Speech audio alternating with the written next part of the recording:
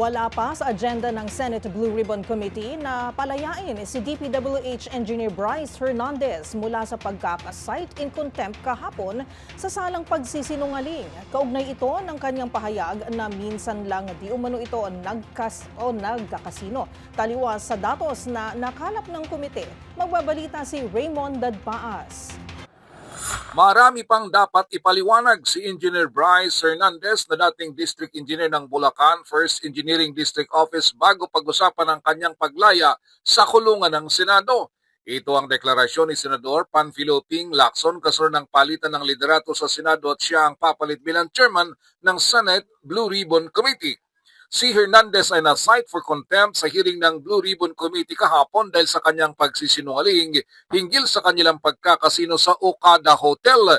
Hindi tanggap ng mga senador ang laging sagot nito na minsan lang siya naglaro doon. Kaya siya ay pinakontempt ni na Senador Erwin Tulfo at Senador Jinggoy Estrada. Dahil sa record ng Blue Ribbon Committee, regular na nagsusugal si Hernandez sa Okada at nagpapatalo ng milyones gamit ang kanyang alias na Marvin Santos de Guzman batay sa kanyang LTO driver's license, habang ang kanyang dating boss na si Engineer Henry Alcantara ay gumamit naman ng alias na Joseph Castro Villegas.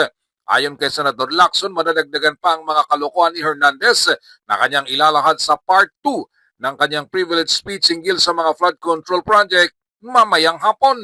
Patong-patong umanong kaso ang kanyang kakaharapin. Muling binanggit ng senador na sa mga natuklasan nila ng kanyang mga tauhan ay ang Bulacan 1st Engineering District Office ang pinaka-notorious sa usapin ng ghost flood control projects.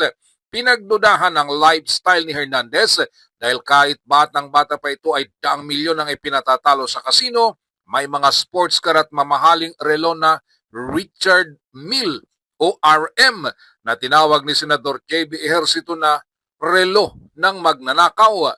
Mamayang hapon, formal na itatalaga si Lacson bilang chairman ng Senate Blue Ribbon Committee at iba pang pagbabago sa chairmanship sa iba pang committee sa Senado.